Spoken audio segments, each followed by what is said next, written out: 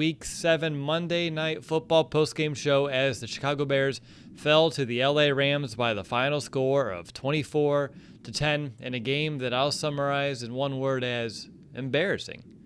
I'm your host, Will DeWitt. Joined with me is my co-host, Nicholas Moriano. Nick, that was a rough one. I know we were already venting a little bit before we kind of hop behind the mics here, but just to kind of start off like we usually do with just our general mindset after a game. 5-2 on the year, losing to the Rams, though. I think the fashion in which we lost to them, the anemic offense that we saw tonight really just puts a damper on it more so than just a loss. Oh, yeah, absolutely. I think describing it in one word is pathetic for the performance that we saw today by, I wouldn't say this entire Bears team. That would be way too harsh of a word to describe this Bears defense. But offensively, what you saw, 3 points. And we've seen the Bears actually score 3 points. We saw that in person, Will. Bears-Chiefs last year, Sunday Night Football. So we've seen this firsthand, so we know exactly what this is like. But pathetic and also not surprising, which is horrible to say because this Bears offense we know has been bad this season. It's been bad, really. I mean, you could almost say ever since Matt Nagy got here. It had its moments in 2018, but this looked like a similar offense that we've seen at times before since Matt Nagy's been here, and we'll get into about him, this offense, what it can look like going forward. But yeah, pathetic is just a good word to describe what happened tonight. Embarrassing, pathetic. This was a team, Nick, that entered the game with the best record or number one spot in the NFC with the tiebreaker over Seattle at 5-1 entering this night, and now again 5-2.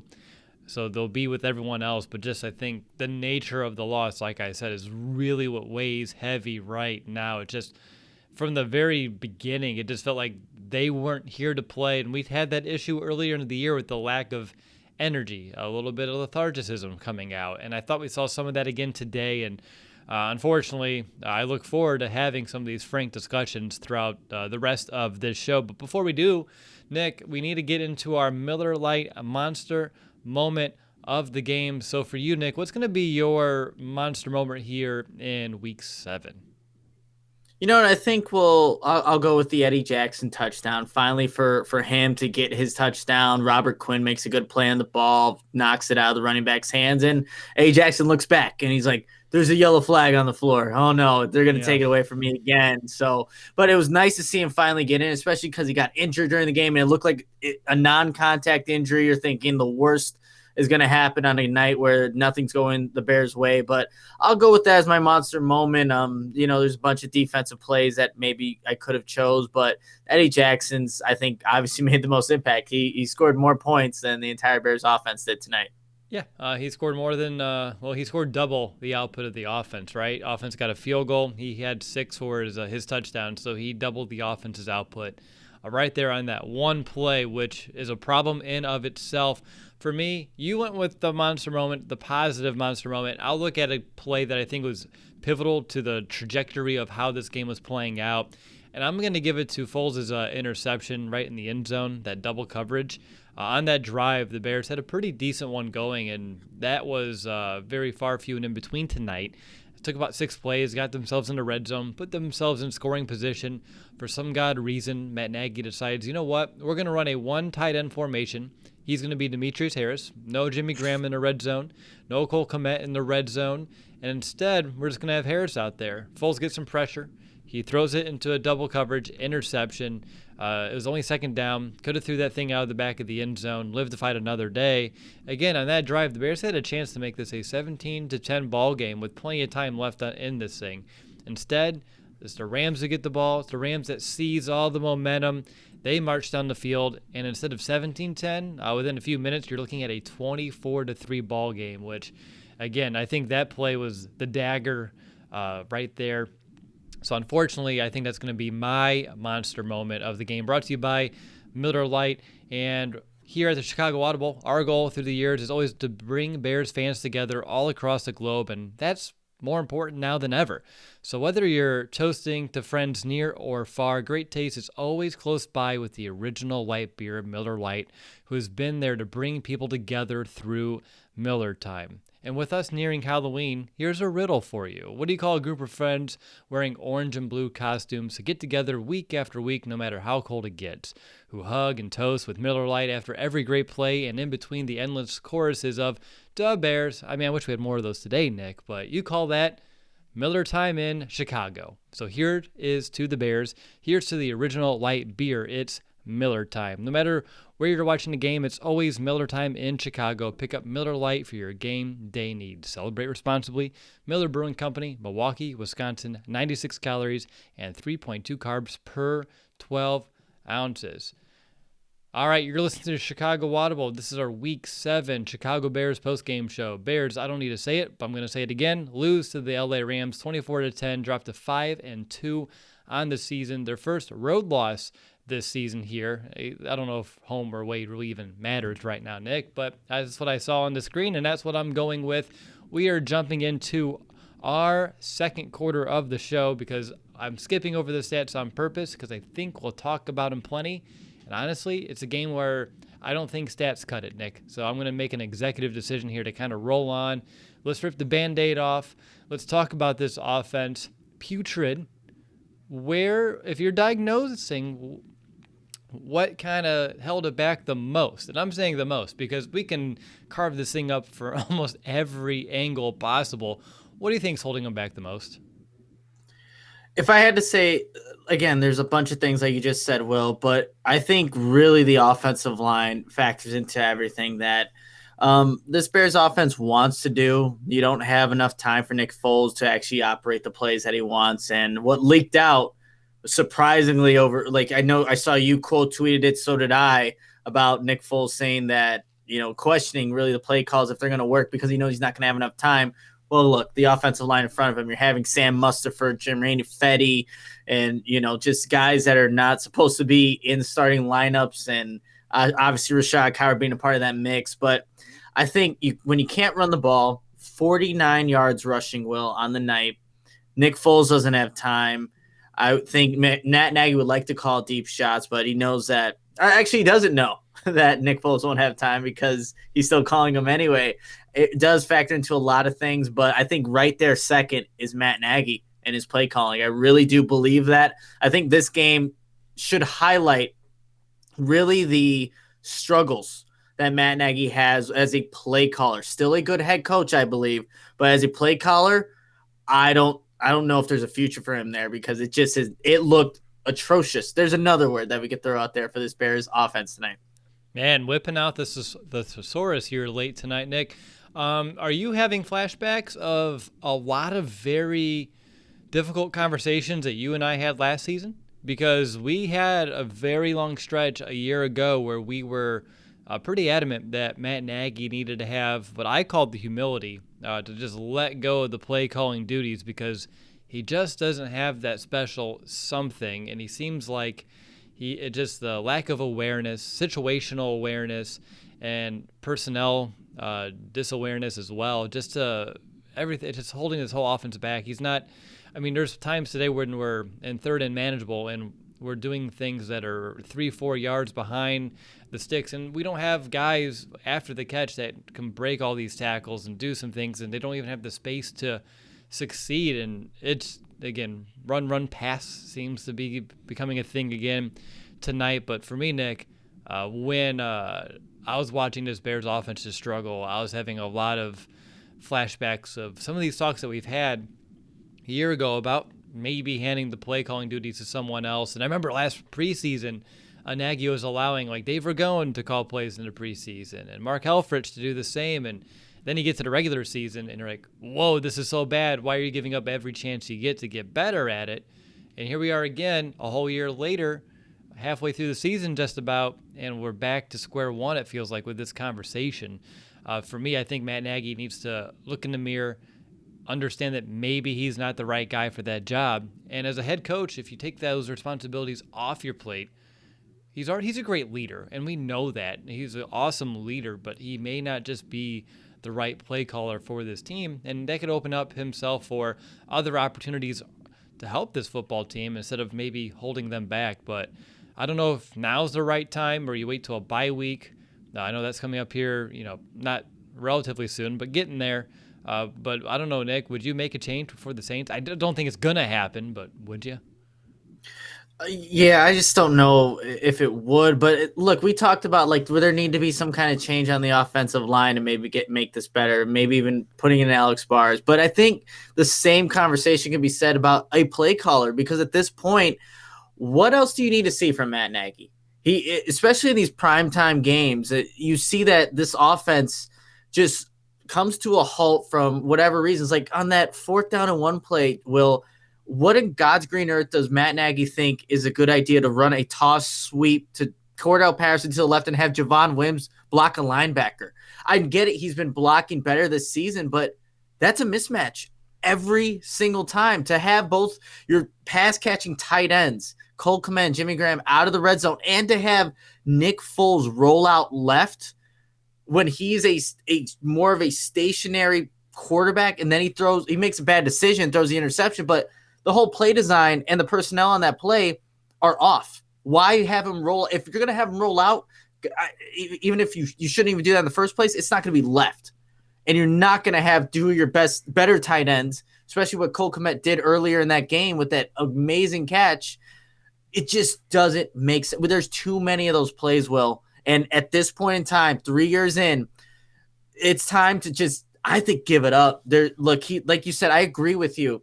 He's a good head coach, a good leader. Still has those questionable decisions with coaching, but I still think he is a good coach. A play caller, that's a whole different conversation. That's why, there's only certain people that can do both. And I just don't think at this point in time, Matt Nagy's that guy.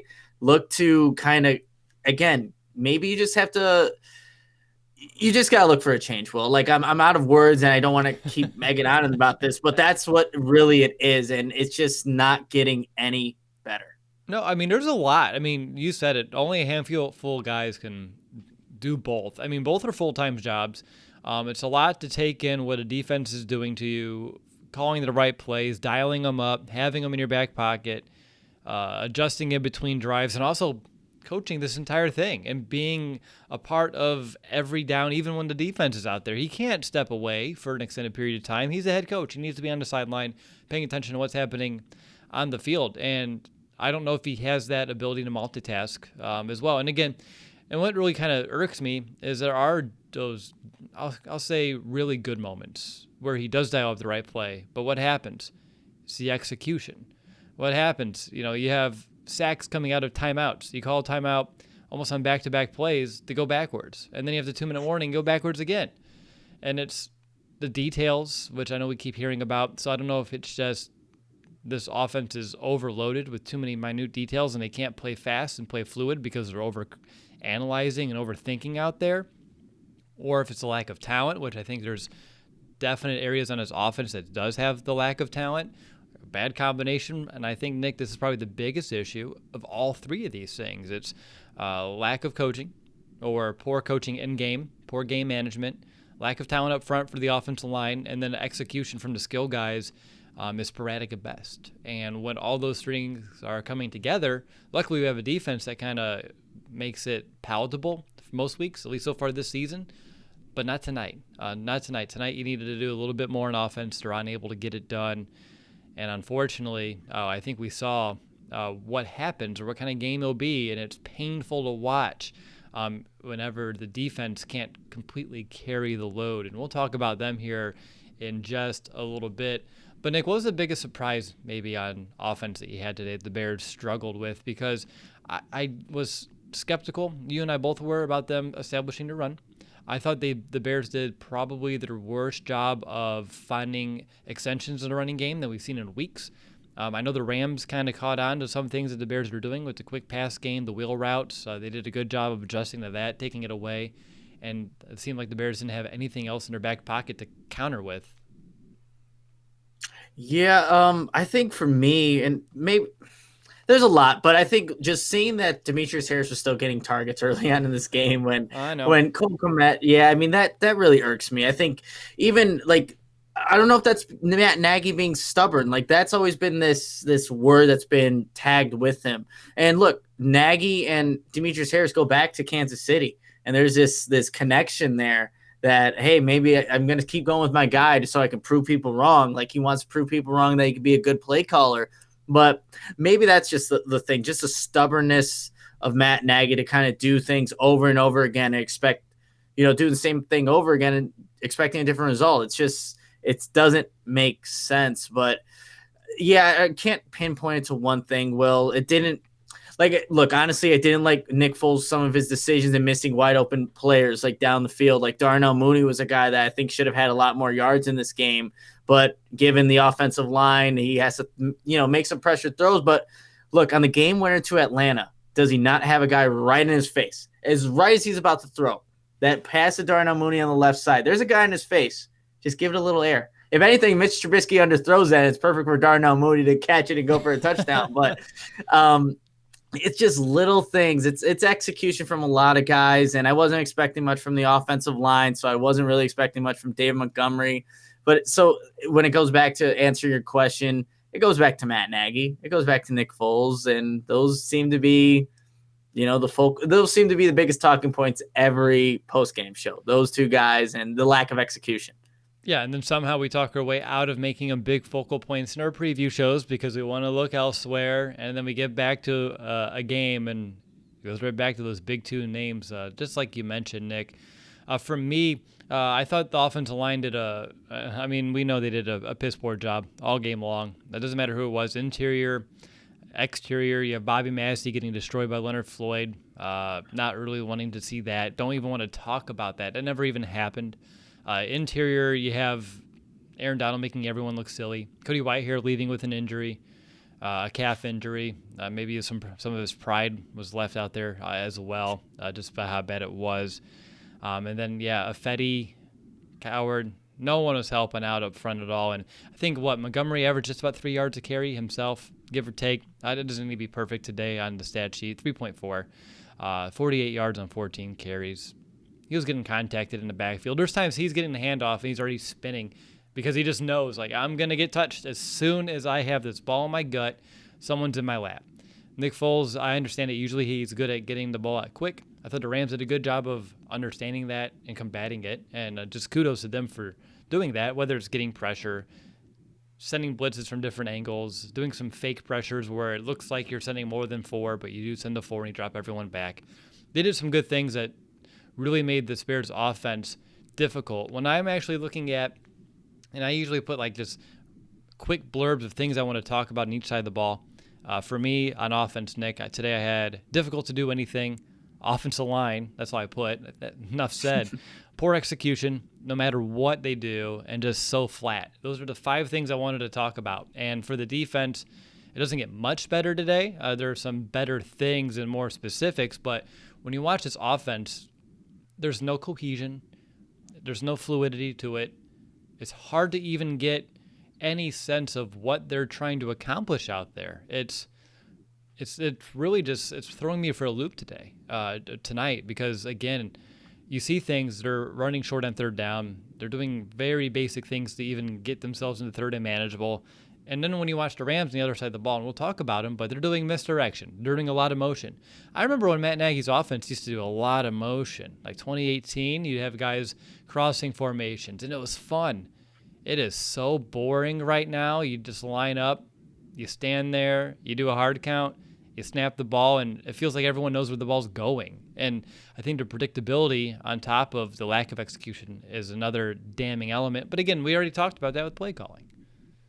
Yeah, absolutely. And another thing too is on each of the drives, there's something that's holding this team back. The first drive, there's a penalty by Jermaine Affetti that puts them in a bad situation. They can't be behind the sticks. Well, if that happens, just give up on the drive. The Bears aren't going to overcome it. The second drive, there's a drop by Demetrius Harris, and they end up going 3 and out. There were 2 drives, Will, that lasted a total of 1 minute and 59 seconds. 2 drives that they had. I think it was their second drive and I believe their 4th drive of the game, where the 4th drive is where they wanted to go for 4th and 1 on their own 20. And I think, honestly, Rashad Coward saves Matt Nagy there by having that false start. Yep. Because with the way that offensive line was blocking, I don't trust that they get the first down. I really don't.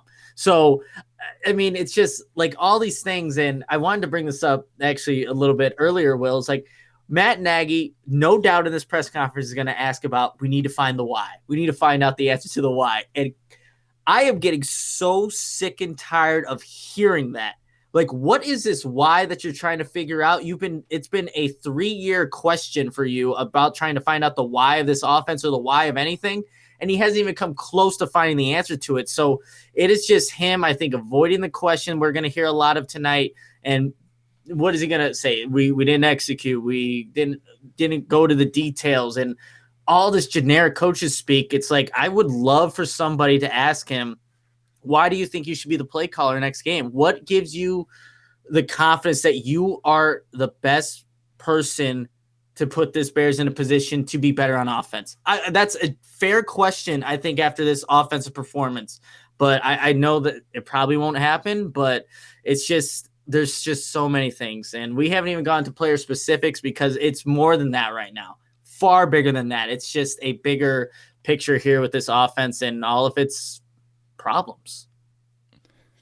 So many problems. And again, when you're winning, Nick, I mean, there's weeks when we're on the post game and it's like, well, they didn't do a good job here, but we won. So let's look at the positive, or we'll figure it out next week. And when you lose, it's hard. It's much difficult to overlook some of these items as well. But Nick, I mean, you were hitting on it, but I see one drive, 3 plays, 5 yards a minute, 20. Another drive, 3 plays, 5 yards a minute. 3 plays, 4 yards a minute, 22. 4 plays, 7 yards a minute, 27.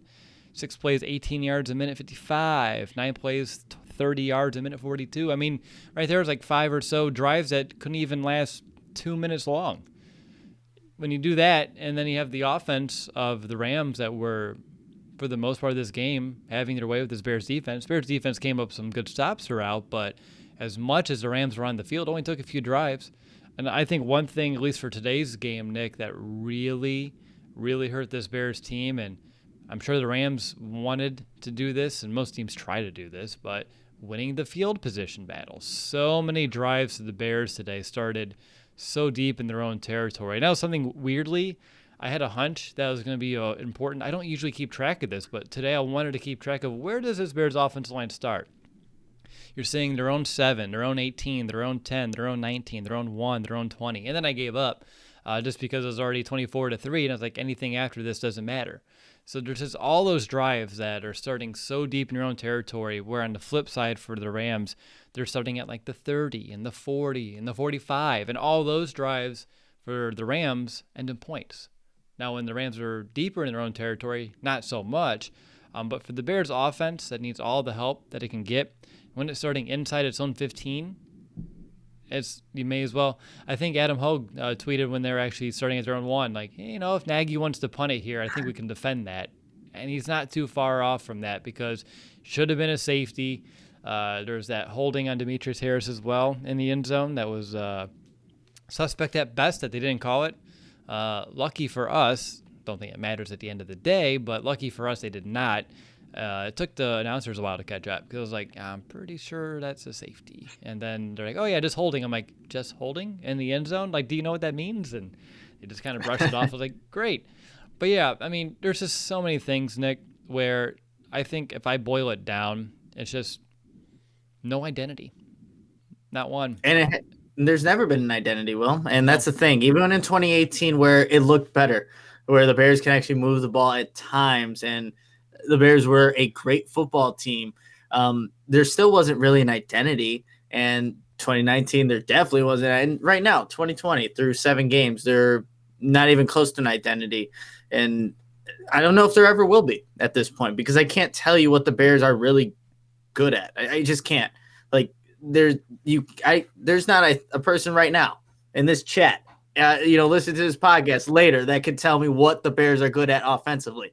And that's a problem, because that's a lot of people. So you can't tell me what they're good at. And they're good at going 3 and out. They're good at giving the ball back to the opposing team. But yeah, we all know that. But it's just a lot of problems. And Will, I was also tracking how many times the Bears started drives with a run with David Montgomery. More times than not, when they did that, that drive didn't go very far. But the times that they actually passed on that first down to start off a drive, they actually ended up at 3 points. They were in the red zone. On the play that they get an interception, they start with a pass to Demetrius Harris, of all people. He actually catches it this time. It ends up being an interception in the red zone. So it just doesn't make sense for Matt Nagy. He keeps consistent, like his quarterbacks do, making the same mistakes. And he says, be you and learn from your mistakes. He hasn't done that himself. So Exactly. he's basically a hypocrite for telling his players to do something that he himself is not embodying. And that's why, going back to our conversation earlier, Matt Nagy, the coach, I'm okay with. Matt Nagy, the play caller, I'm not. And I don't know if Bill Lazor's the answer now when I say that, but I'm just done with Matt Nagy, the play caller, at this point in time. Maybe I'm over exaggerating, and I tweeted that out. I don't know if this is the right move, but something has to change for this offense to get better. It's tough because once you hand it off, it's difficult to bring it back. And I think that's what he knows. Once it's out of his hands, it's out of his hands for the rest of this year at a minimum. And even if it's worse, it's harder to rip it back as well. But yeah, I can just see the headlines now, laser focused and like things like that. Like we can get those geared up and ready to roll anytime they're Matt Nagy. But and again, I think if he takes those duties away, maybe we are taking timeouts correctly. And the fact that we don't want to take a timeout near the end of the half when you have a chance to get the ball back, we'll talk about that near the end of the show because there's another big problem over there. But Nick, what you asked a question, and it was a rhetorical question, like what are the Bears good at in offense? And the fact that you said no one can give you a positive spin on anything here, they're not good at anything. And I sat here trying so hard to find the one thing to tell you about because there has to be something, and I got nothing. Maybe fourth quarter scoring sometimes when they're down by 21 points, but no, that shouldn't be like a get out of jail free card, right? You're down for a reason because your offense couldn't do anything for 3 quarters, but that didn't happen today. And all these garbage yards, just take them out because they meant nothing. Because the Bears were literally shut out for this entire game. And look, I mean it's a simple question, but there is no answer to it because it doesn't exist. Just like the why that Matt Nagy's searching for and has been searching for years now to solve. But talking about this offense, I'm getting I feel like I'm getting red here, just getting angry with this topic. It's just so It's frustrating. At garbage time, so when it did get down to 24-3, the total yard split was 360 for the Rams, 175 for the Bears. At the end of the game, it was 371 for the Rams. They only gained 11 more yards. Good. Defense turned it up near the end of the stretch here. Defense tried towards the end here to at least give this Bears offense chances. The Bears did get 100 more yards after the fact, but again, they were just pushing it. Rams were playing off. It's hard to find a lot of stock in that one. The fact that we were 4-14 on third down, I know the Bears were very bad on third down entering, one of the worst in the NFL. 4-14, 1 of 4 on fourth down, though. That one hurts. The fact he had to go for it 4 times on fourth down, and he got one of them. It's hard any way you cut it. And then I think the most damning stat of them all, though, Nick, when it comes to this offense, 0 for 2 in the red zone. You got down there twice, and you came up with 0 points. The interception, and then also the one when they turned it over on down. So, again, those, if you would have found points on both of those, if you would have found your way into the end zone, I mean, I don't have to be a math whiz. 7 plus 7 is 14. 10 plus 14 is 24. 24-24, it's a tie ball game. And again, game flow, things could have changed, but the points were out there to be scored, and the Bears just failed to capitalize on their chances. And I can't believe they actually had chances at some of the rate today. So offensive line, they allowed 4 sacks. On top of that, I don't even want to know how many quarterback hits, but I'm going to find out anyway because it was a lot. Another 8. He was getting beaten around. Only 3 yards or so per carry on the ground. And again, Nick, I'm starting to get worried about David Montgomery just because I haven't seen a lot out of him over the last 2 years. And as much as I want to keep my hopes high on him, and again, I know the offensive line isn't helping him, but still, even when he has some of these easy breaks, he does seem like he doesn't have that breakaway speed that I thought he maybe would have. And again, sample size is real small because usually it's contacted in the backfield. But when it comes to like a talent, overall talent of this Bears offense, without Tariq Cohen now too, and it just feels like as excited as we were in the offseason about talent, I don't know if it's just lack of talent. And I'm not looking offensive line here. I'm looking skill guys. I don't know if it's lack of talent or if we just can't extract or capitalize on the talent of this offense. And I think that's going to be one of my bigger questions as I kind of watch the remainder of this season. Will, I think that a question that we have had in the past in previous episodes, I don't know if it was like Countdown to Camp or wherever it was, but the question was presented to us, has any offensive player gotten better under Matt Nagy? Actually showed significant improvement over the years of him being the coach there. And that was a difficult question to answer because you look at the grand scheme of things, all these players that Matt Nagy's had, like Anthony Miller so far has not gotten better. He's, if more so, very consistent with what he's done with the first 2 years, having those spurts of productive games and going missing for a number of games. Allen Robinson, he had a 1,500-yard season in Jacksonville. So, I mean, but he's always been good. So I don't think he's gotten better. He's just consistently stayed, to be the good player, great player that he is.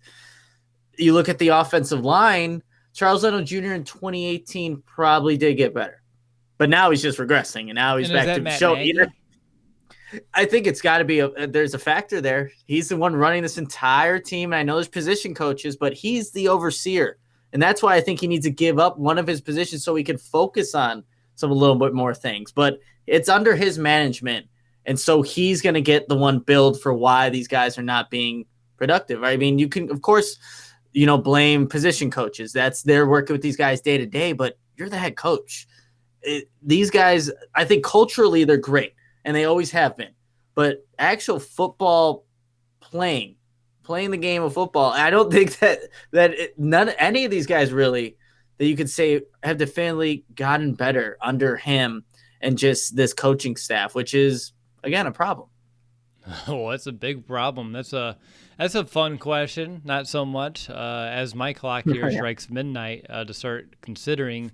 Now it's October 27th for me. So, that's a toughie. And like you said, Charles Leno Jr. got better in 2018. That's what's like, do you put that on Nagy? Or was it just a good year from Leno Jr.? Because even since then, it's taken some steps backward. As we all too well know.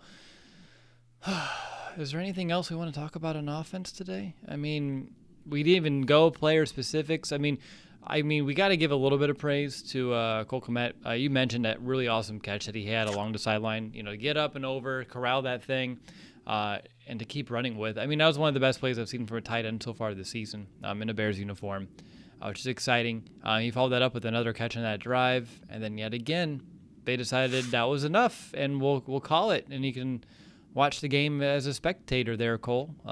Still don't understand that one personally, but other than that, it's hard to find any solace in anything. I'm glad Anthony Miller ran a route ahead of the sticks a couple of times, so a couple first downs there. Really stretching here, Nick. How about you? Anything from a player-specific standpoint?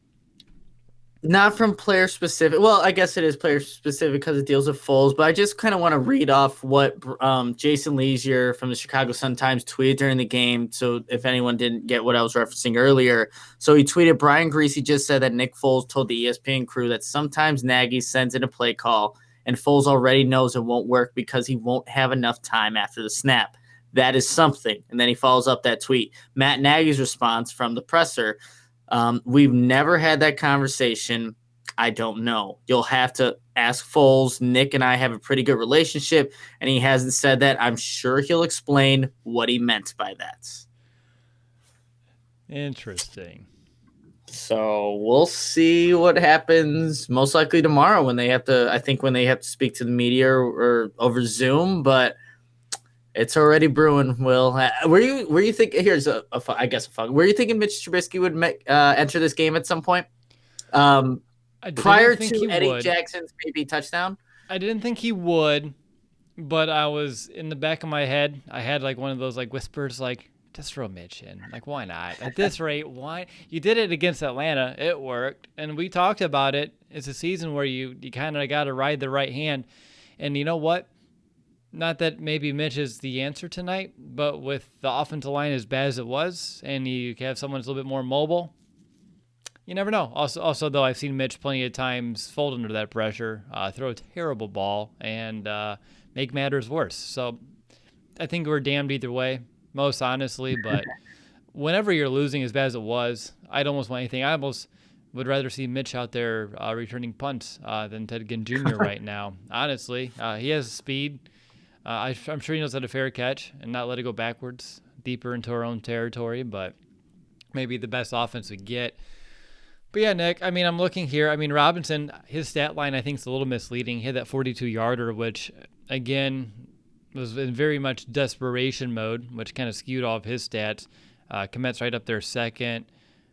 Jimmy Graham, I mean, all these, here's the thing. I'm looking at numbers.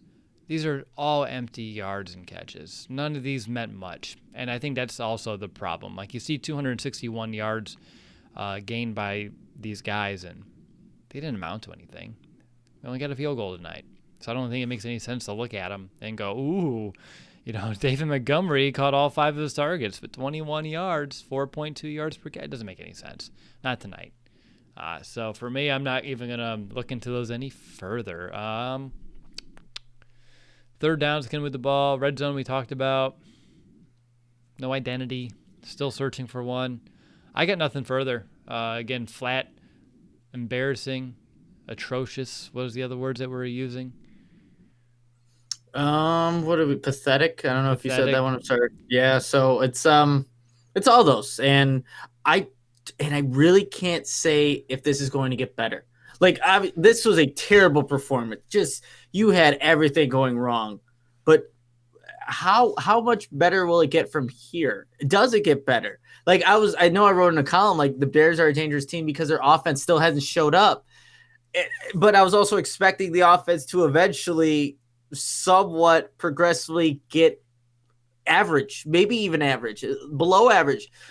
I don't know if they could even come close to that at this point in time. And you have the Saints, you have the Titans, I know the Vikings are coming up for another, I think it's supposed to be Sunday night. Well, no way that's going to happen. They're going to flex that to like a noon game with the way these two teams are probably going to be playing over the next couple of weeks. But yeah, I just don't know if this actually can get better. I'm going to leave it at that. I think that's the best way to just keep it open. And as we move forward with yet another week, it hasn't been pretty all season, besides a few miraculous comebacks, and that's been about it. So can it get better is the question that will keep you mulling over throughout this week. But let's go ahead, Nick. Let's switch over to the third quarter of our show. And let's talk about the Chicago Bears defense. Again, they gave up 24 points today, over 370 yards total.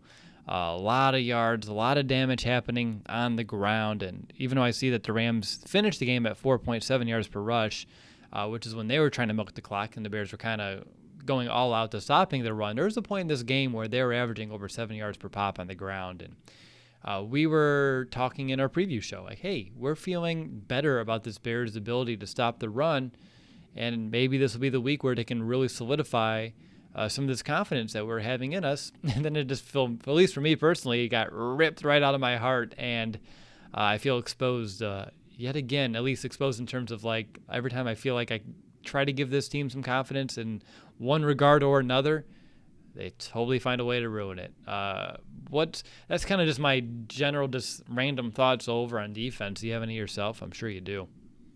Yeah, well, I mean, to add on top of that, some of the things that were happening throughout the season were missed tackles, and there were so many in this game. Look, I know this defense was out there for a long time, and if this was any other defense, it would have folded worse than what kind of happened here throughout the course of the game. But there were still missed tackles where that's just lack of, finishing a play where you see, I think in one drive, Dan Trevathan misses a play. A couple play, next play later, so is Roquan Smith. There's both your inside starting linebackers that were kind of trending in the right direction.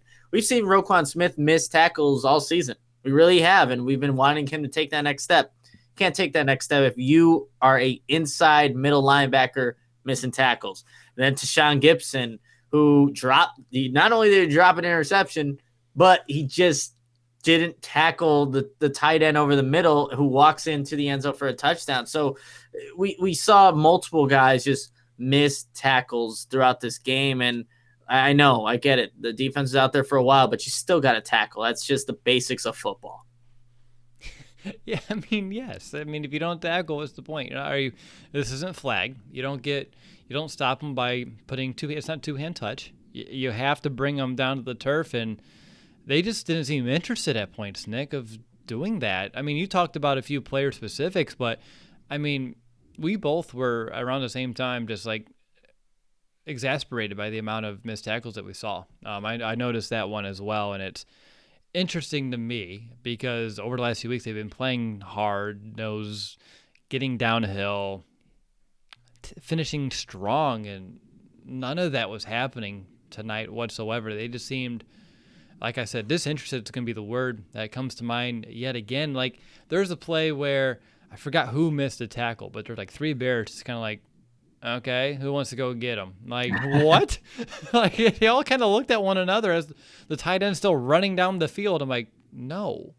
Like, that's not, no, where's this gang tackling mentality? Are they afraid of getting flags called on them for being too rough now after all these calls that they've had over the last few weeks? I don't know, but that's definitely not a way to combat it. It just, to me, the lack of willingness to play through the whistle too. I mean, this even goes to the one run that they had in the red zone as they were just moving the pile like 7-8 yards. Like, what? Like, this Bears defense in the red zone, that's not what we've seen out of them. That's not the effort that I've grown accustomed to seeing out of this defense. And I thought we saw that far too often tonight. And I know there are some things specifically that I know you want to hit on, and I do as well, about what the Rams did well to combat maybe some of the Bears' aggressiveness.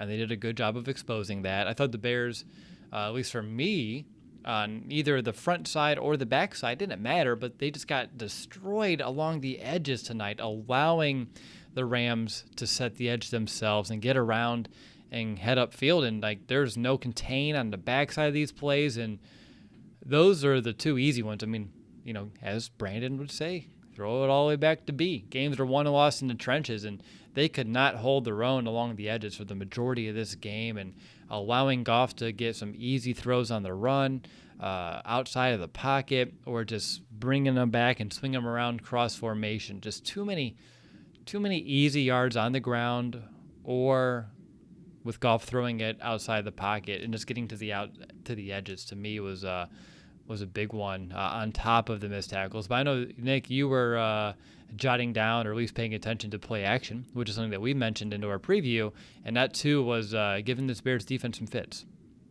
Yeah, absolutely. It seemed, and look, the Rams run a ton of play action. Jared Goff is pretty successful off of it when Sean McVay calls it for that Rams offense. But when they were utilizing their play action, you just saw guys were out of position, and there were guys running wide open for maybe not the biggest plays, but they kept on piling up for first downs and just gaining that yak just because a simple, handoff fake, turn your back to the defense, look now to see that there's a window behind where the linebackers should have been, and you just an easy completion for Jared Goff. And not that I think, like, even in the first half when they were hurting the Bears off of play action, he still missed throws, but it just made it way easier when the Rams were able to utilize their play action and just hit where the vacant spots in the defense were at. So, and that was something I knew that the Bears need to watch out for. And early on, the Bears defense did not adjust, but I think throughout later in the game, they did do a better job of mitigating the kind of plays that were happening off play action.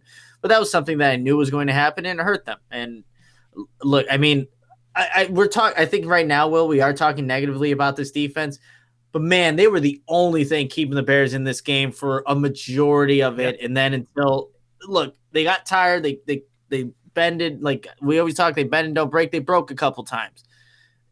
it's bound to happen. But when your defense is, or when your offense is barely on the field, even great defenses like that are going to give up points. So I know we've been harping on them, and probably people in chat maybe are getting upset about that. This Bears defense, I think, is still a good unit, and they were applying some pressure where they were like centimeters off from it just being a pressure to a sack there. And I think we will give them credit for sure, but there were some holes and things that need to be fixed moving forward. But yeah, you can't be out of position off play action. You can't miss tackles. You can't get destroyed off the edges, but that did happen tonight. It did. There's more I'll talk about. But for me, Nick, and again, I think we all know you're only going to bend so much. I mean, sooner or later, you're going to have a game where things break a little bit more than we've expected here so far this season.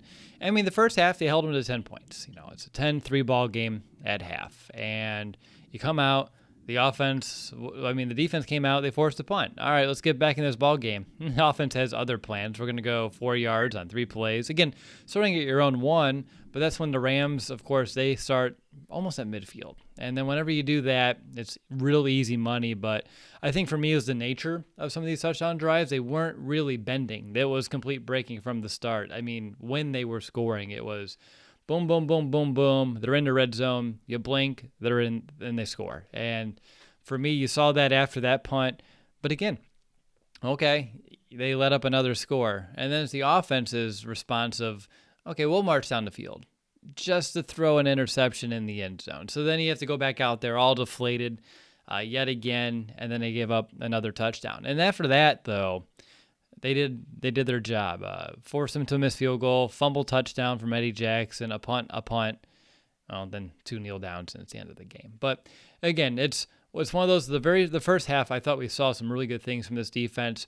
Early to middle second half, offense wasn't helping them. I'm sure they were getting irritated, and on top of that, a little tired. And they weren't on their best night either, and they're getting some short fields to work with, and that's a double-edged kind of problem for this defense to kind of deal with, figure things out, and unfortunately, it was just a little bit too much tonight. I think when I think about this game as a whole, what kind of irked me was, you see them putting up 24 points.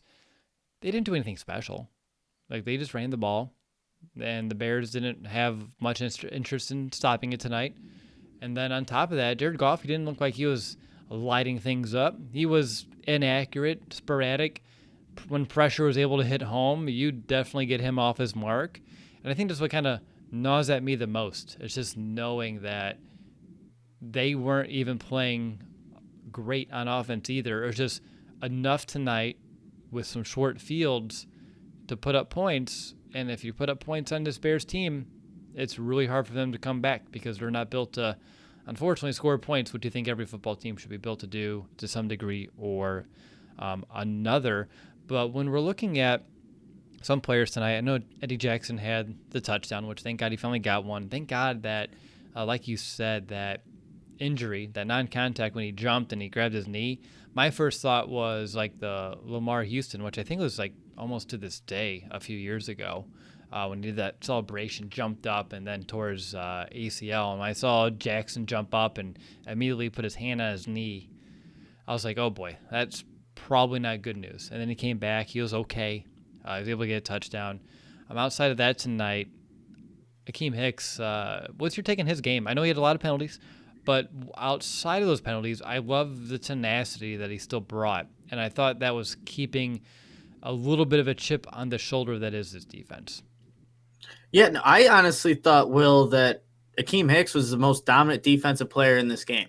When you look at it, it might not show up on the stat sheet with Aaron Donald and Khalil Mack playing this game as well, but Akeem Hicks was in the backfield. Akeem Hicks was impacting plays, and Akeem Hicks was just bringing it to these offensive linemen. Like, if you watch him after a play, he's usually there yelling, and I don't know if he's actually yelling at the offensive lineman or just yelling in general, just to let it be known that he is a dominant defensive lineman. He's number 2 in terms of most double teams behind, of course, Aaron Donald. That's how offenses are treating him. And he was making impact plays. And even the penalties, Will, that were happening in this game that he got called for, look, it was a roughing the passer play where how are you stopping a guy that's 6'4", 6'5", 350 from not falling on a quarterback? Like it's not physics. It's like I'm not good at it, but I know you can't do that. And even the neutral zone infraction that he had, it looked like he got back. It was set, and the offensive lineman just touched him, and there's a flag or whatever. So the penalties that were called on him, very touchy, ticky-tack fouls. But overall, his play, like he was dominant. And look, even the past 2 weeks, he didn't get a sack, but this game specifically just showed how much he can impact the game. And like I said, I thought he was the best defensive player, and Khalil Mack and Aaron Donald played tonight.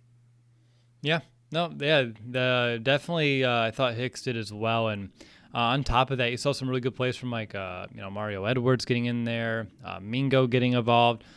Someone that you don't hear a lot about tonight, and usually we say, I feel like you'll feel like there's a bigger impact throughout the week. I don't think it's one of those games though. Robert Quinn, he seemed very much a non-factor. Am I missing anything? Did I miss a play from him? I see that he had a couple of tackles, but I don't remember anything that was like a big moment for him or anything that was even impactful. The forced fumble that Eddie Jackson scored on, that's him. That was number Quinn. 94. That was number 94. Yeah, I'm positive it was Robert Quinn. But you're right, because look, on the other side and the other team is the guy that you replace is Leonard Floyd. So you wanted to see Robert Quinn make the impact that Floyd had, I think, throughout the game. And what I think irritated me the most from Leonard Floyd, and we were all big supporters of him early on. Of course we would have been.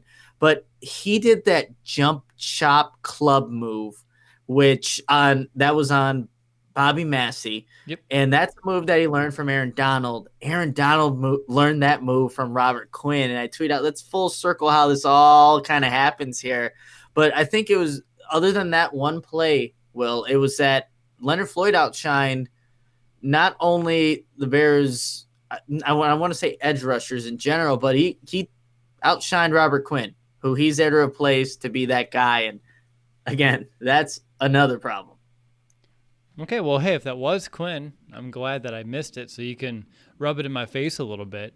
I didn't have who got it. I just saw the ball on the ground. I saw Eddie Jackson in the end zone. I did a little dance in my living room. I was like, okay, cool, we got something to cheer about.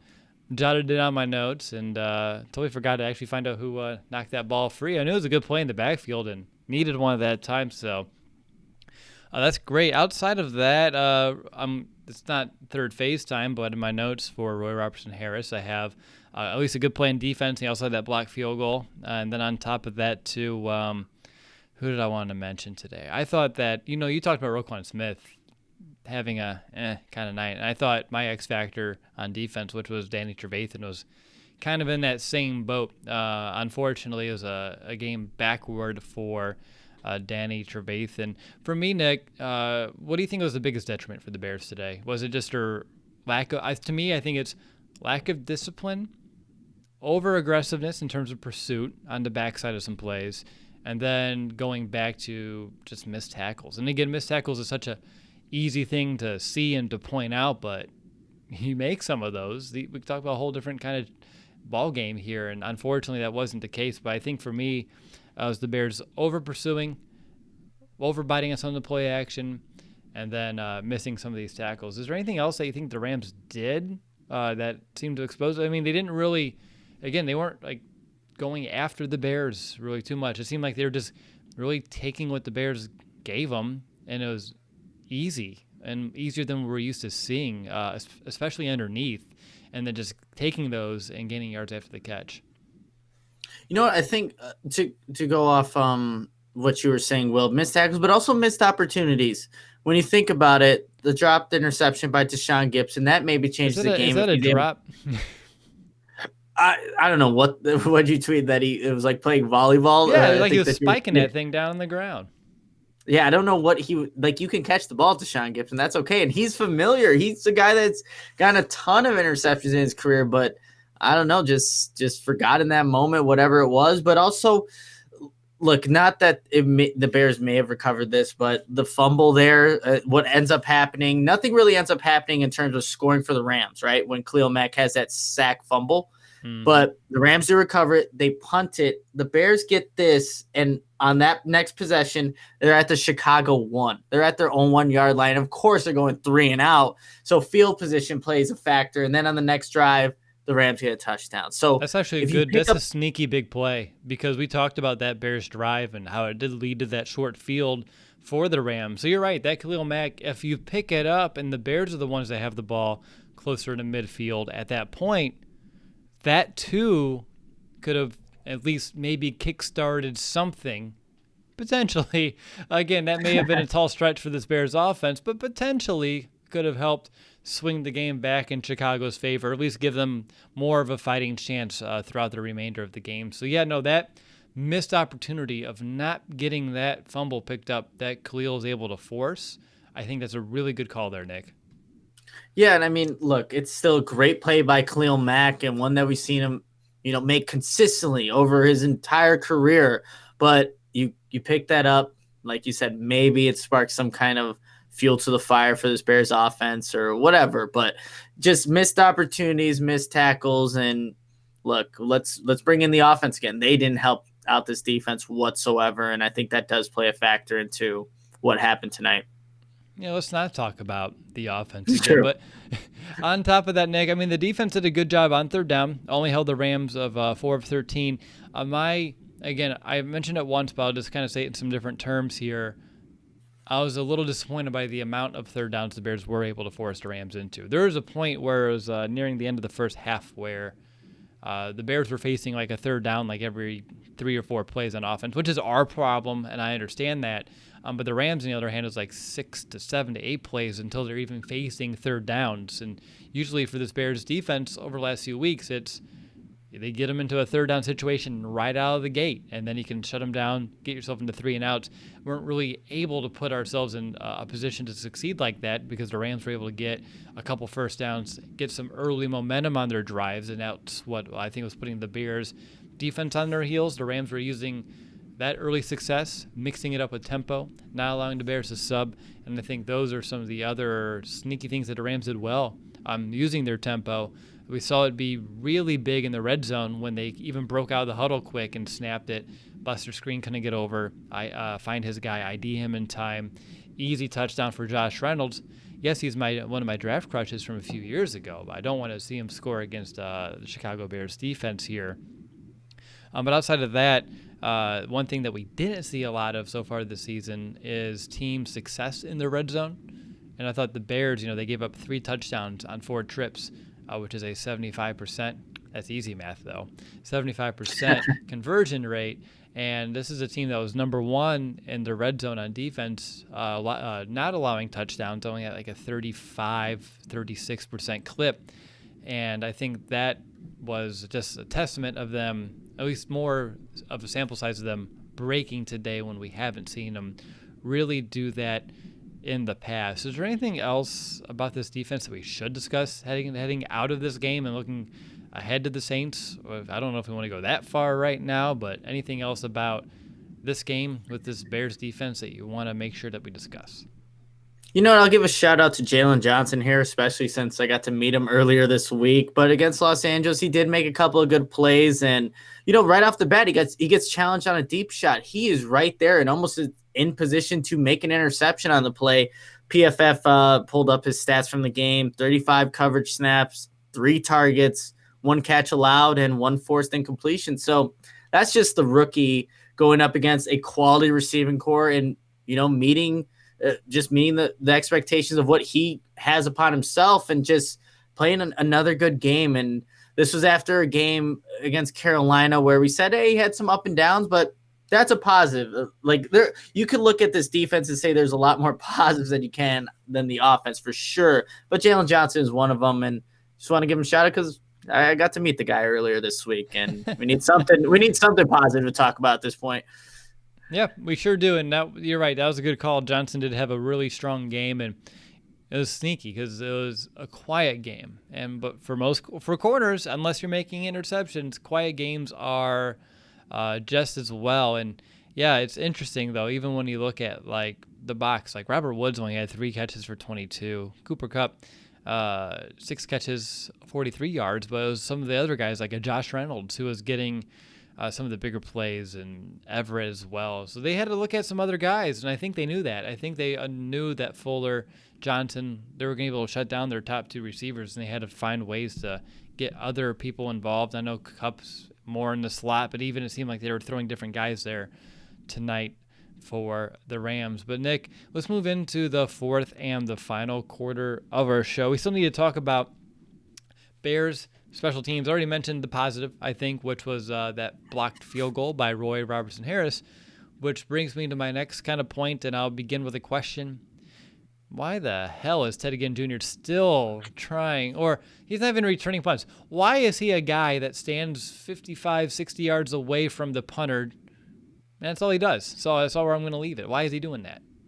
Yeah, he was the only spectator at the Bears game, this Bears Rams game. It was embarrassing to see that this guy wants nothing to do with even getting close to the football. Like, he lets it hit the ground and it lets this ball roll closer to where the offense, which he's not a part of, has to take over and kind of go from wherever this ball lands. And it's astonishing that Matt Nagy still – look, it's probably Chris Tabor, but I'm sure Matt Nagy's collaborating there. Like, you got to have one of your offensive players go back there. But I don't know why he's there, Will. I don't know what he does for this team. And, again, another question that will go unsolved, and Matt Nagy will ask the why that we're still not we still haven't figured out. But he does nothing for this team at this point. And I don't know. Right? I mean, for me – they brought him in, and I was like, he's going to mentor Darnell Mooney. Like, he can do that not dressing in a uniform and just getting paid to be there. You can put him on the practice squad. You can promote a Riley Ridley. There are things that you can do. Even when the Bears needed to move the ball deep down the field, I don't think I saw Ted Ginn Jr. out there, who's supposed to be a speed guy to give us that chance. It's Mooney. I don't know. Does Mooney need the coaching? Like, I mean, I'm sure he's receptive to it.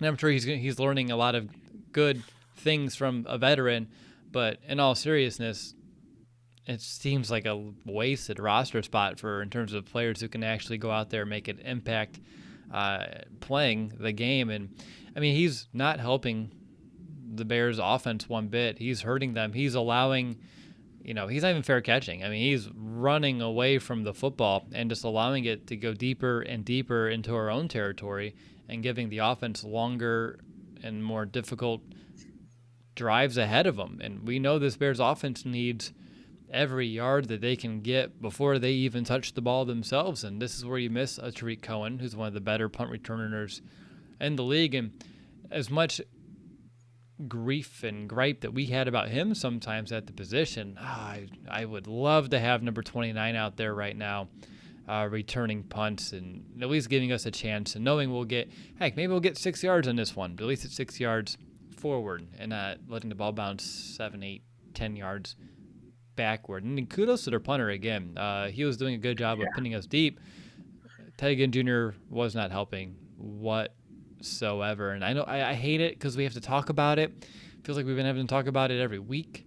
But the level of lack of interest is so real and it's so evident. It rubs me the wrong way, and I'm watching it on TV. I don't know how a player in a Bears uniform can watch that. They don't need to be inspired by it, but how do you even get excited? Like, after a play like that, you're like, okay, here goes Ted. All right, there goes the ball. All right, offense, let's go. I mean, it's just too darn boring. And for a year that you need to bring your own energy because you don't have fans, you can't have many opportunities like that. So not only are you putting the offense backwards, you're not even giving us a chance of a spark on this, which is an electric type of play a punt return can be. And there's like a 0.0% chance we'll ever have one of those if number 19's out there returning punts. And I don't know, Nick, I'm sure there's someone on this team that can do it better. I bet you there are, how many people suit up on a game day? It's not 53, it's like 46, something like that. Something like that. So I can name 45 players that can probably do it better on any given Sunday. And one of them is Bobby Massey because we know he can catch. He can catch. I'd rather have Demetrius Harris. He may not catch it every time, but he may try. He may try. Yeah. And it made, you know what? I mean, there's one play where he let the ball bounce, and I mean, it was like, and if you're listening, I'm holding my hands up like inches away from like his heel. I was like, what? Like, that's scary. and he's not helping. And I'm rambling here, and that's okay because if I'm going to ramble about anything today, it may as well be Ted Ginn Jr. and his lack of interest. And obviously, I care because I'm still talking about it. But Nick, anything else that you wanted to add about it? Not about that, but special teams on a good note. Cairo Santos, the one opportunity that he got, 42-yard field goal down the middle. It was a good kick, it wasn't down the middle, but it was still a good enough. It was through the uprights. It was through the uprights, and that's all that counts. That'll get you 3 points there, and just kind of still continuing that he's some. I don't know if it's too early to say it's someone you can count on to like make those, but he's showing consistently now over the couple of weeks that he's a guy that'll give you points, and that the Bears need every single point they can take from here on out. And it was good to see him at least make the one opportunity that he got tonight. I'll say it. I wasn't going to say it, but I'll say it. When he was out there and he was kicking, like before the ball, like before he's like, as soon as it was snapped, I was like in the couch, like, yeah, like this is good. Like I feel it. Like we're all right. Like I don't have to have that pit in my stomach.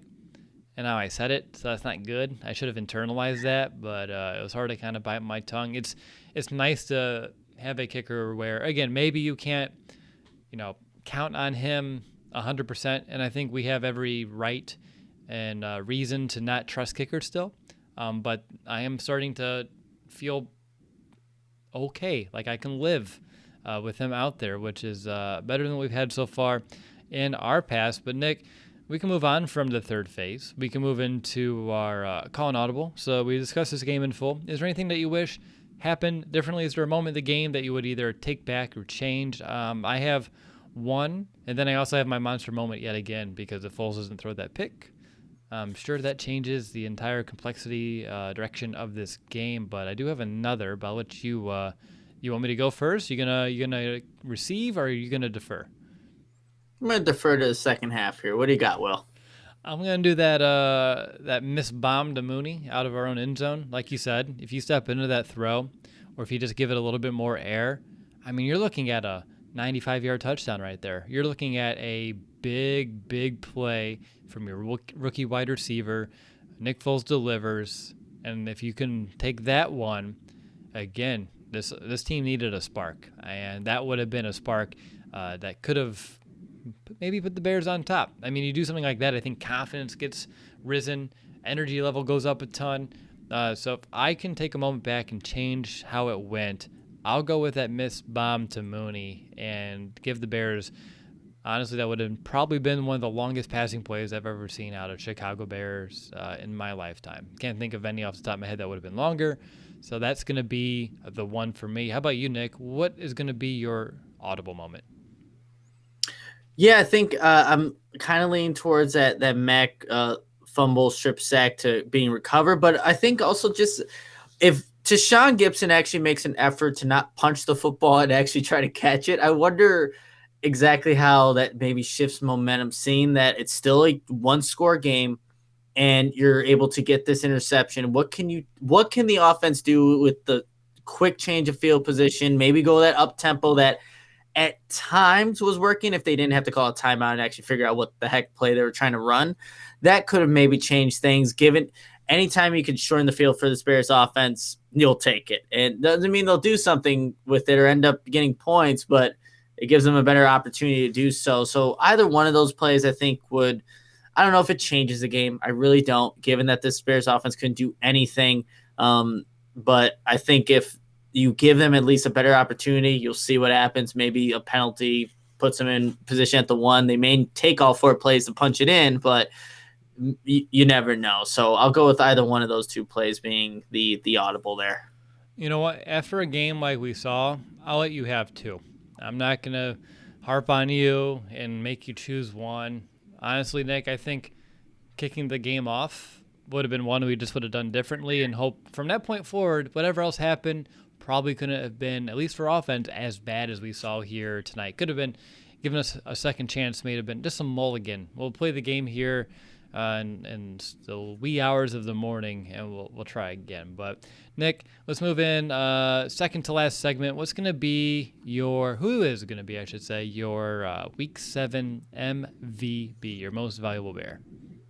Yeah, and I was talking about him earlier. I think it should be Akeem Hicks, just the way he played. I know people will look at the penalties and look at that as the negative. And look, they are a negative thing that happened, but he was dominant today, you guys. I think just from start to finish. And there were times where like maybe other players wouldn't put the effort that Akeem Hicks was putting in, despite whatever quarter it was, whatever down it was. Akeem Hicks was giving it his all and he was just wreaking havoc and just giving the business to these Rams offensive linemen. And that was great to see because he is one of the top interior defensive linemen in this league. And he showed it tonight. I think if people they're gonna definitely discredit the Bears. Like if anyone's played that Among Us game, they are the imposter for sure.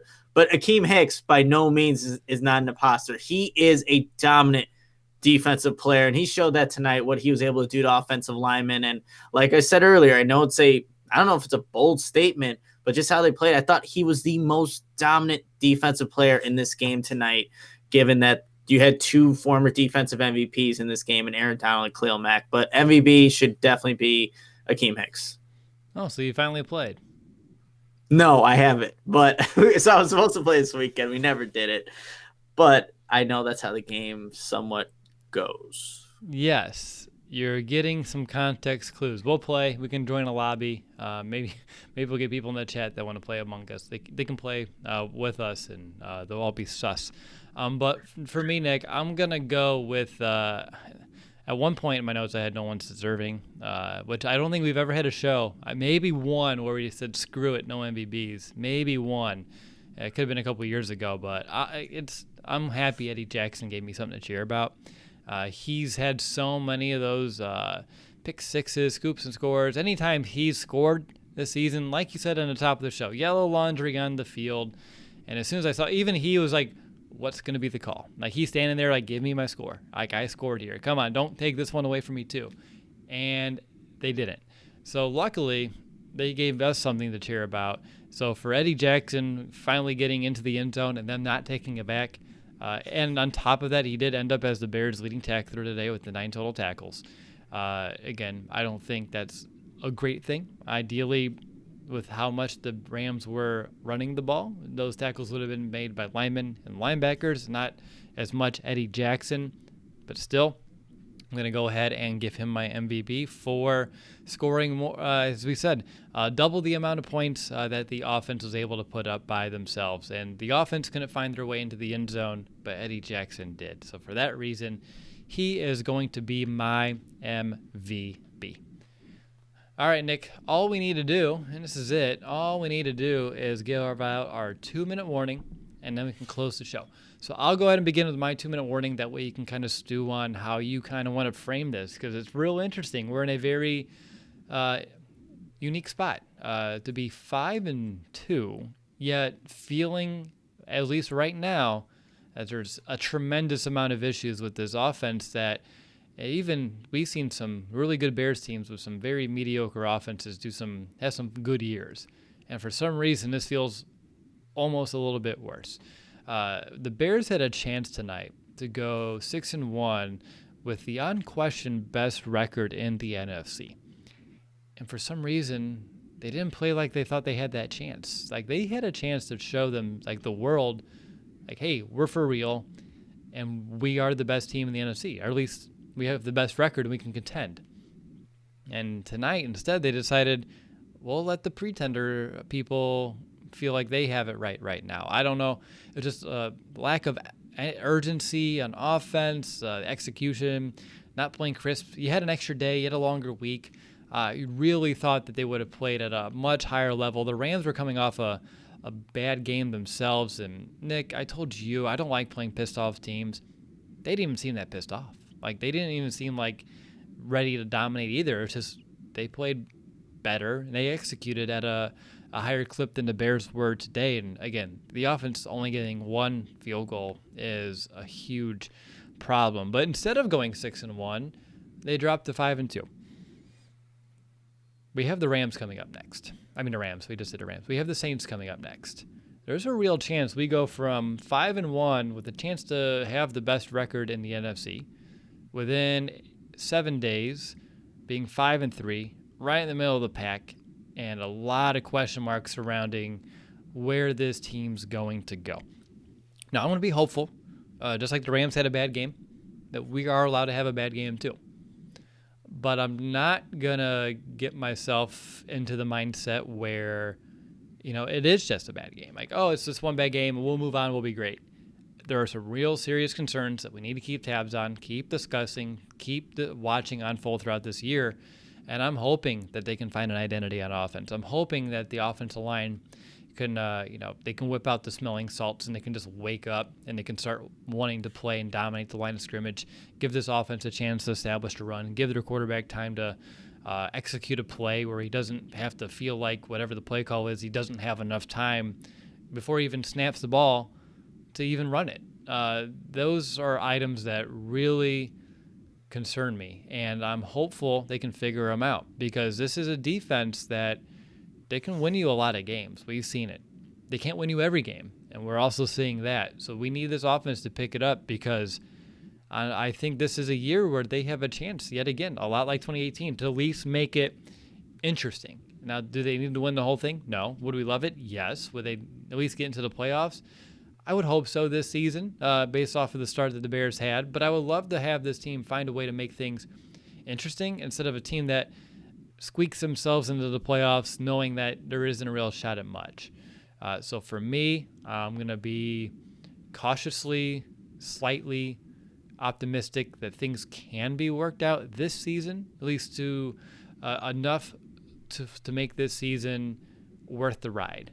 And I'm hoping that they're not going to be one of those teams, kind of like one of the Trestman teams, that start off so good and just fall apart near the end. And unfortunately, that's a possibility here too. But hopefully this team, what I've seen out of them, they don't have a lot of quit. They do want to, hey, maybe the season's going to be just like the year where they have a huge comeback near the end or something like that, and they really get hot in the fourth quarter of the year. We'll find out. But as of right now, pretty irritated by the lack of effort I saw tonight. Lack of execution on offense, and hopefully they feel the same. They have a sour taste in their mouth like me, and they have a short memory. They can turn it around, because if they don't, if we have another outing like we did tonight, we're going to get dominated by the Saints, and that's going to really change the dynamic and the perception of this Bears team and where it's heading here in 2020. So I know I went a little over my 2 minutes, Nick, but I let you usually go over 2 minutes too. So you can have all the time in the world that you need. I never know how long I go with these, so I'll try to keep this short. First, I want to just start off with what Matt Nagy said tonight, you guys. Matt Nagy said, Cole Kmet's going to start playing more in this offense. He deserves it. He's earned it. We have to start using him more. So when you talked about things that irritate you, I think Matt Nagy right now just irritates me. We've heard this before in post-game press conferences with him wanting to play Cole Kmet, or just things in general. But I look at this offense, and I see no answer to all the questions that they have. On this offensive line, we don't know the severity of Cody Whitehair's injury. You better get used to saying Sam Mustipher at center, right next to Rashad Coward and Jermaine Ifedi and Bobby Massey and Charles Leno Jr. That's your front. That's your starting offensive line. And you have a statuesque quarterback in Nick Foles who's going to try to throw it. That does not sound encouraging for the Saints coming up, for the Tennessee Titans that look like a really good football team. Heck, even the Vikings on Monday night, that's not going to be the cakewalk that maybe Bears fans were seeing as they looked at the schedule. And they shouldn't have never thought that in the first place, because no game has been a cakewalk. So this offense has some serious, serious issues, and it goes even beyond, far beyond personnel, what they have to just put out there for the 11 guys. It all starts, I think, honestly, with the play caller / head coach and Matt Nagy, how he runs things, and maybe just not wanting to give up. He takes so much pride in being the play caller and the head coach. I think he just needs to wear one hat instead of two. Defensively, this is still a very good unit. I believe that wholeheartedly. They just ran into a Rams team that, was playing some good football. You mentioned it, Will. Probably pissed off of how they lost to the 49ers, an embarrassing loss. They just gave the Bears an embarrassing loss. Will they use this to fuel the fire to kind of rebound for the rest of the season? I don't know. If this offense doesn't honestly get better, it's a bottom 5 offense. Can they get out of that? I don't know. and it's going to take execution from guys that you don't have on the offensive line, and maybe just a lack of personnel in general. And it's going to take Matt Nagy to really assess himself and look at himself in the mirror to see, what can I do better? Can I just give up this play calling? Can I just be a better play caller? It's 3 years now, man. I think at this point we know who you are. You should know who you are. I know it's a BU mantra that he embodies, but man, it has not worked offensively. Good coach, but the offense ain't working. So we got to look for other answers to maybe solve one of the many problems that are on this Bears offense and really this Bears team. Teddy Kidd Jr. is a problem. I just wanted to mention that before I end this all. I'm ending it right there. I'm not very optimistic, but we'll see what happens moving forward. The Bears, they like to make things interesting, or just any of the words that we used in the beginning of the show when watching a game, but we're going to watch them. Can you just at least make it a game? 10-24. This wasn't a game from the very beginning, and it would be nice to even have. Well, I will take what we saw in the beginning for the first 6 weeks. This one, it wasn't fun to watch. Nope, none whatsoever, Nick. And you really had me until you had to throw Teddy Kidd Jr. into that one yet again. Also, I need to know. Actually, I need clarification. Did you say we have a statue as quarterback or a statue-ass quarterback? Because I really did not know. I'm sorry. Maybe I just didn't enunciate the statue-esque quarterback. See, I was wrong on both of what I thought I heard. So, sorry for that. That's on me. Maybe it's just late. I don't know how to pronounce things anymore. But statue-esque quarterback.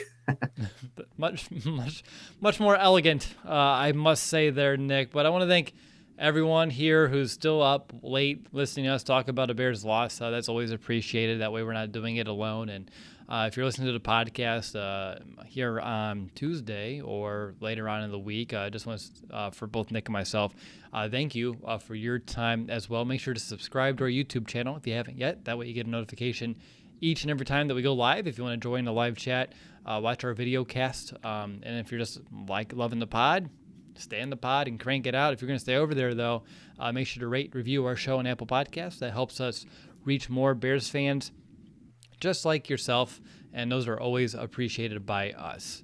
Up next, we got to start our homework for me, depending on how I feel after I crank out this episode. Probably a little bit tonight, a little bit tomorrow. I have an interview with our Saints guest already in about 14 hours, so it's a short week, and I'm already feeling it a bit, but no rest for the wicked. And here at Chicago Audible, we put in the work. So real quick turnaround for us. We'll be meeting the Saints, the 4-2 Saints here, for in your feeds here in about a day. But until then, enjoy your Tuesday. Enjoy your start of the week as best you can. I know starting Mondays are tough, and ending them with a Bears loss doesn't make the start of a week any easier whatsoever. So again, Bears are now 5-2, and we'll see what kind of trajectory they want to start as a very critical stretch as the season continues to unfold. But we'll talk to you here soon. But until then, bear down, Chicago.